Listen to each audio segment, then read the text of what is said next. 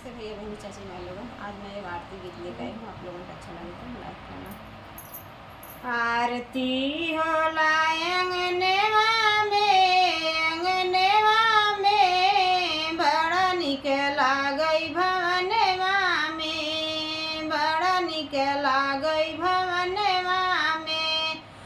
गणपति के होला कार्तिक के होला, गणपति के होला कार्तिक के होला, रिद्धि सिद्धि के होला अंगनेवा में, अंगनेवा में बड़ा निक लागई भवनेवा में, बड़ा निक लागई भवनेवा में।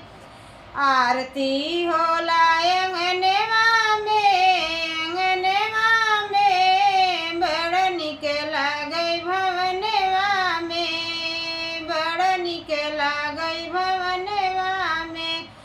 ब्रह्मा के होला विष्णु के होला, ब्रह्मा के होला विष्णु के होला, लक्ष्मी के होला अंगनेवा में, अंगनेवा में बड़ा निक लागई भवनेवा में, बड़ा निक लागई भवनेवा में। आरती होला अंगनेवा में, अंगनेवा में बड़ा निक लागई भवनेवा में, बड़ा निक लागई भवनेवा में। राम के होला लक्ष्मण के होला, राम के होला लक्ष्मण के होला, सीता के होला अंगनेवा में, अंगनेवा में बड़ा निक लागई भवनेवा में, बड़ा निक लागई भवनेवा में। आरती होला अंगनेवा में, अंगनेवा में बड़ा निक लागई भवनेवा में, बड़ा निक लागई भवनेवा में।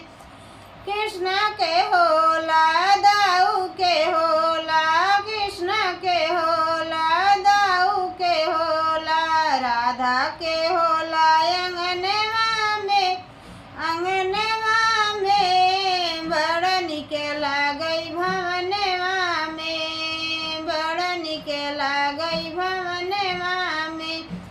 आरती होला अंगनेवा में, अंगनेवा में बड़ा निक लागई भवनेवा में, बड़ा निक लागई भवनेवा